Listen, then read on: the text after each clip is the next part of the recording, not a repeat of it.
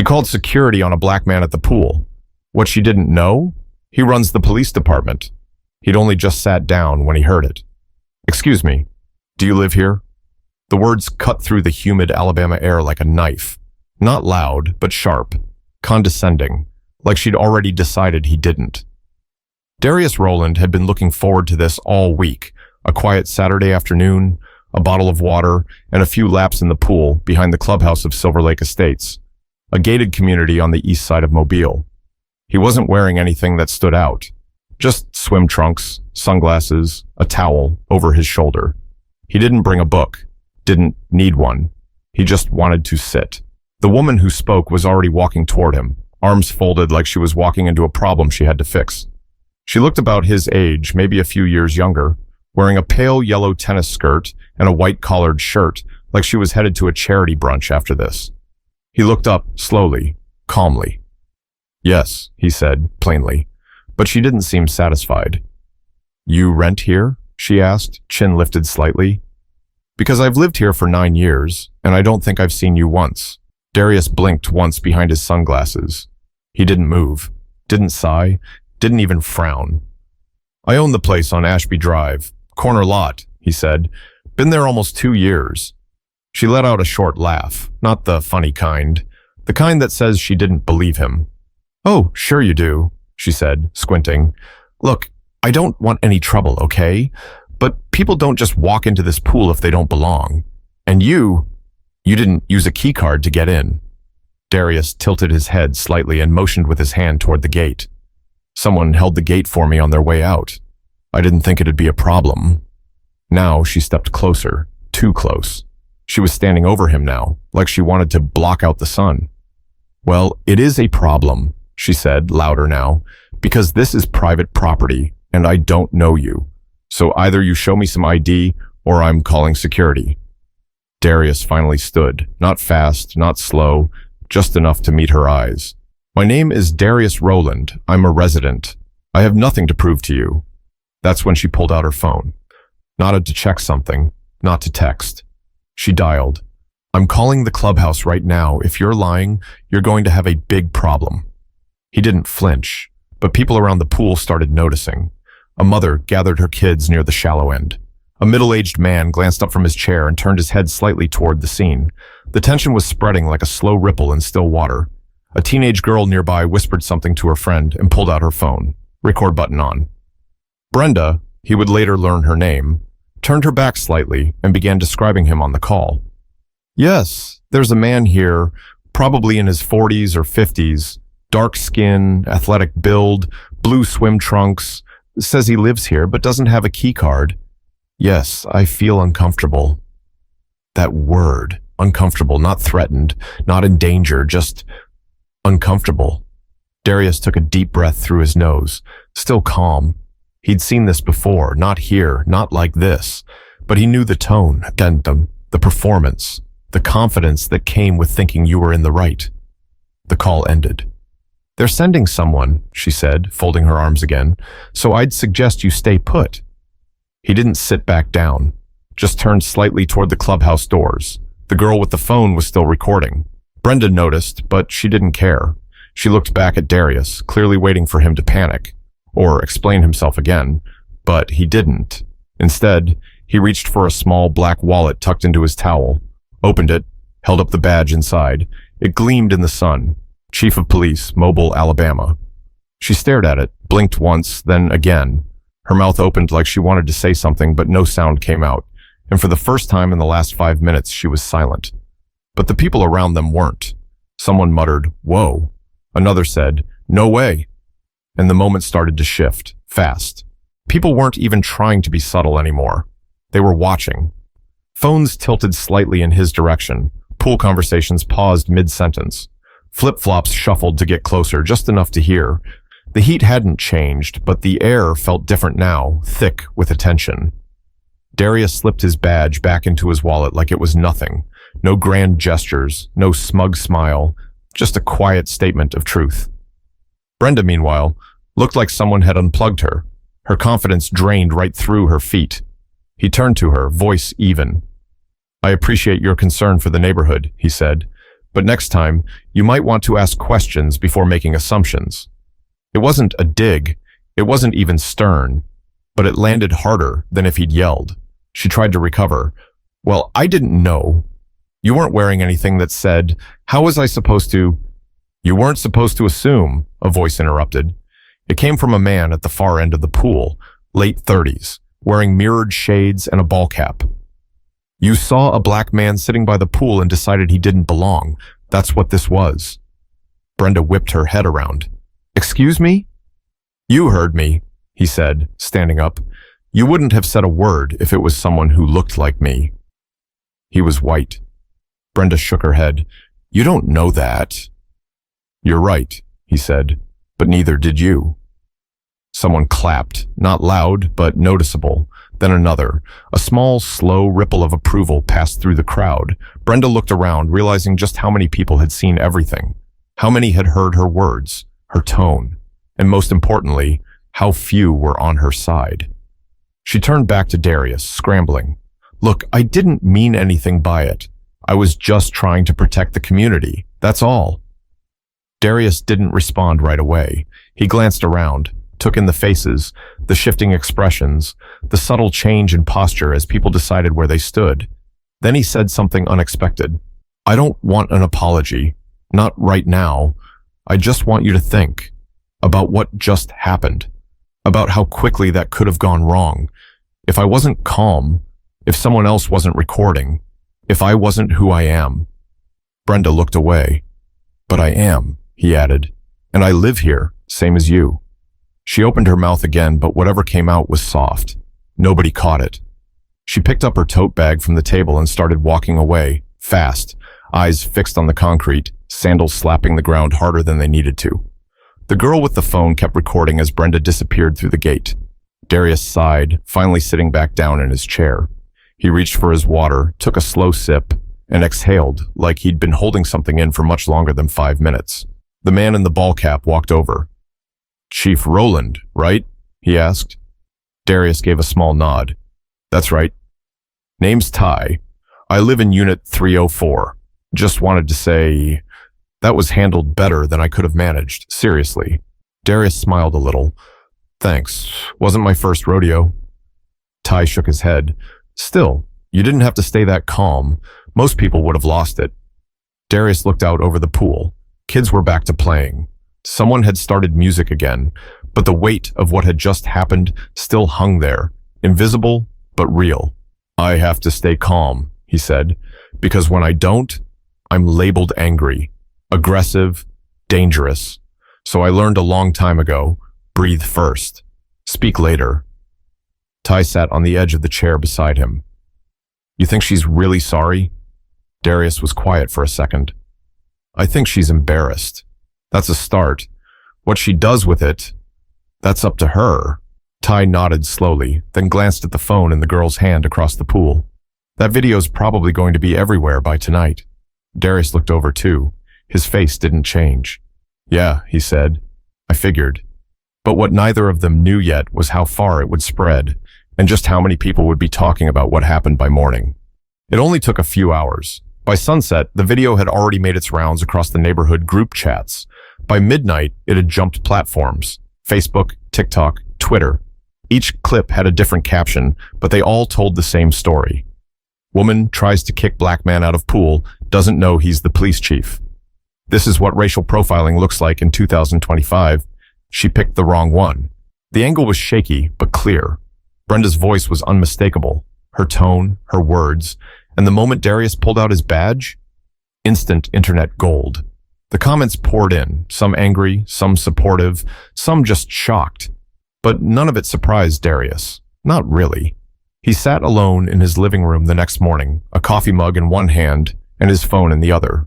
No TV, no music, just him and the growing flood of messages.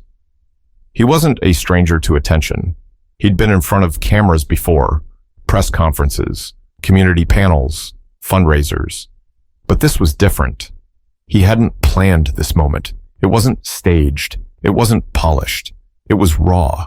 It was real. And it hit a nerve. He scrolled through a few more clips before putting the phone down and rubbing his eyes. The doorbell rang. He stood, stretched, and walked to the door. Through the glass, he saw someone he didn't expect. Brenda. She wasn't dressed like she was headed to brunch this time. No tennis skirt, no fancy shades, just jeans, a loose sweater, and a tight grip on her purse strap. She looked like she hadn't slept. Darius opened the door, didn't say anything. She cleared her throat. Chief Rowland, I wanted to come by in person. He raised his eyebrows slightly. You sure about that? You've seen the internet today? She gave a faint nod. Yeah, I saw. That's actually why I'm here. He stepped aside. She hesitated, then walked in, stood just inside the doorway like she wasn't sure if she belonged. Darius walked to the kitchen. Want some coffee? No, thank you. He poured himself a second cup and leaned against the counter. She looked around his house, family photos on the wall, a framed certificate from the academy, a painting of the Edmund Pettus Bridge. I didn't know you lived here, she said. I told you I did. She flinched.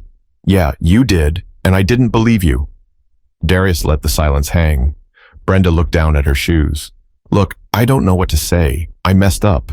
Big time. I know that now. You knew it then, Darius said, voice low. You just didn't care. She looked up, stung, but she didn't argue. You saw me sitting by a pool and decided I didn't belong. You called security, described me like I was a suspect.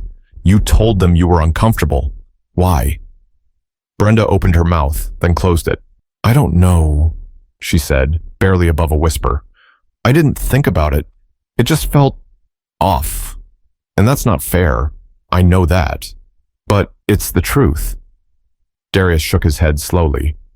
You didn't think about it because you've never had to. That's the difference. She nodded. You're right. You are absolutely right. She reached into her purse and pulled out a folded letter. I wrote something. I know it won't fix anything, but I wanted to put it down in case you ever wanted to share it. He didn't reach for it. She set it on the table.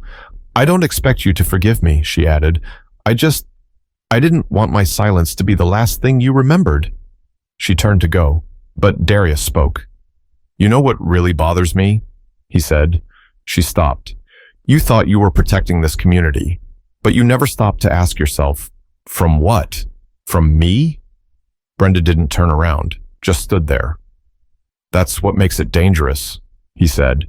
Not that you called, but that you believed you were doing the right thing. She nodded, head low. Then she walked out. But what Brenda couldn't see, what she didn't hear as the door clicked shut, was Darius finally unfolding the letter and starting to read. It was quiet again, but not the peaceful kind. Darius stood alone in his living room, the letter still in his hands. The handwriting was neat, careful. Each sentence looked like it had been written, then rewritten. She hadn't printed it. She'd written it by hand. That part stuck with him. He read it once, then again. It wasn't perfect. No letter could be. But it was real. She admitted she'd acted out of instinct, that she was raised to watch out for people who didn't fit in, without ever questioning why they didn't. She didn't ask for forgiveness, just said she was trying to understand. He folded it, tucked it into a drawer in the hallway, and left the house. He didn't need more coffee. He didn't need to scroll through more comments. He needed to move. The streets of Silver Lake Estates were unusually still for a Sunday. Normally there were joggers, people walking their dogs, kids on scooters. But this morning, the neighborhood had gone quiet. Everyone had seen the video by now, or heard about it. Maybe some were embarrassed, others curious. A few probably still didn't see the problem at all, but the silence said something. As he walked past the pool, he spotted the teenage girl who had filmed everything sitting with her dad on a bench near the clubhouse. She saw him, waved. Chief Rowland, she called out. He walked over. You were the one recording, right? He asked. Yeah, she said. My name's Haley. I wasn't sure what to do, but my gut said film it. I hope that was okay. You did the right thing, he said. Thank you. Her dad stood and offered a hand. I'm Marcus. I appreciate how you handled all of that. My daughter learned a lot watching you. Darius smiled.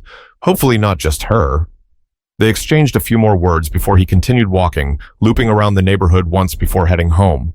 He wasn't angry, he wasn't even tired, but he could feel something shifting. Later that afternoon, he got a call from City Hall. The mayor wanted to meet. Not for a crisis meeting, not for damage control, just to talk. She said the city had been watching and that what happened at the pool had sparked something bigger than they'd expected. Darius agreed to come in the next day. Then he got another call, this one from the local news station. They wanted a comment, maybe an interview. He declined for now. He wasn't ready for lights and microphones. Not yet. But he knew it was coming. By the next morning, local headlines had already picked up the story. Police chief profiled at local pool, calls for community reflection. Mobile residents react to viral confrontation. When assumptions become accusations. Darius didn't need to read the articles to know what they said. What mattered to him was what people were saying behind closed doors, at breakfast tables, in car rides, during school drop-offs. Those conversations were harder to measure, but far more important. He spent Monday mostly in the office, reviewing cases, prepping for a youth mentorship event that Friday. His staff gave him space. Nobody tiptoed, but nobody pushed either. They knew he wasn't the type to make it about himself. That night, as he pulled into his driveway, he noticed something new. A handwritten note taped to his mailbox. It read, "We see you. We hear you. Thank you for your grace." No signature, just that. He stood there for a moment, holding the note. Then he looked across the street and noticed curtains shifting, someone watching, someone who didn't want to be seen doing it, but needed to see him. He gave a small wave. The curtain closed. But something told him it would open again. Next time, maybe with less fear and more understanding. By Tuesday, it was out of Mobile's hands. The clip hit national news. It got picked up by one of those big accounts with millions of followers. No context, no commentary, just raw footage and a one-line caption. She told him to leave. He's the chief of police. That was all it took. The internet ran with it. Think pieces, reaction videos, tweets dissecting Brenda's body language. A retired cop from California posted a breakdown calling Darius a model for de-escalation under pressure. A pastor in St. Louis shared it during his Sunday sermon. Someone even made a meme, split screen Brenda yelling, Darius holding the badge. Caption said, "Plot twist of the year." But for Darius, the real weight didn't come from strangers online. It came from the inbox. Hundreds of emails, some from residents, some from old classmates, others from young black kids saying they'd never seen someone like him in a badge and swim trunks standing that calm under fire. He responded to a few, not all. He read every single one, though. One email from a woman in Tulsa stuck with him. "I watched the video 5 times, not because it was shocking, but because I saw my brother in you. I saw my husband, my son. Thank you for not reacting the way they expected you to. You reminded me that staying calm doesn't mean staying silent." He read that one twice. Later that evening, while grilling chicken on the back porch, he got a call from his older sister, Nadine. "Lord Darius," she said, without even saying hello. "You didn't tell me you were going to break the internet." He laughed for the first time in days.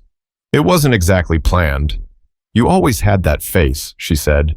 "That don't mess with me face. Same one since you were 12.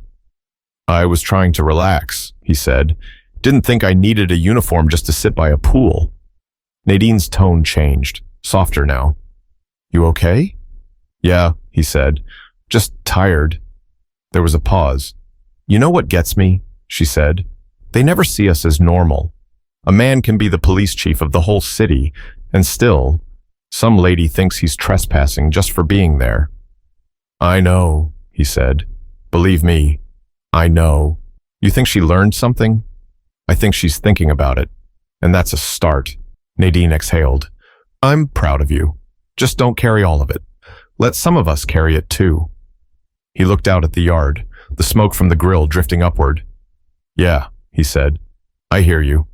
They talked a little more, laughed about old stories, then hung up. He sat outside long after the grill cooled. The neighborhood still wasn't buzzing like usual, but it was loosening up. Someone down the block had music playing low.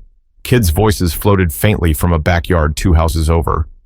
He could feel something settling, not peace exactly, but awareness. This wasn't just a moment anymore. It was becoming a mirror, one people couldn't look away from. But the mirror wasn't enough. Darius knew he had to say something now, before others twisted the message into something it wasn't meant to be. He waited until Wednesday morning to speak. No press conference, no flashing cameras, no podium lined with microphones. Just a bench, same pool, same place where it all started. His assistant set up a phone on a small tripod. Nothing fancy. The sky behind him was clear. No edits, no music, just Darius in a plain button-up shirt and his usual calm demeanor. He took a breath. Then he started. My name is Darius Rowland. I'm the chief of police for the city of Mobile.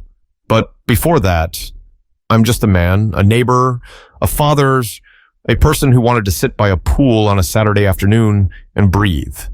He paused, looked straight into the lens. What happened this weekend wasn't new. It wasn't shocking. It wasn't rare. It was just caught on camera. He shifted slightly on the bench, no anger in his voice, no sermon, just a steady, deliberate tone. We live in a country where people still jump to conclusions based on skin, where being somewhere, anywhere can still come with questions when you look like me. And no, that's not an accusation, it's a fact, one I live with every day. He let the words sit for a second. I wasn't harassed because I did something wrong. I was harassed because someone assumed I didn't belong. And the truth is, she's not the first. She won't be the last. But what matters is what we do with these moments when they happen. He leaned forward. I didn't go viral because I'm a hero. I went viral because someone pointed a phone at something we all know happens far too often. And this time, it was me.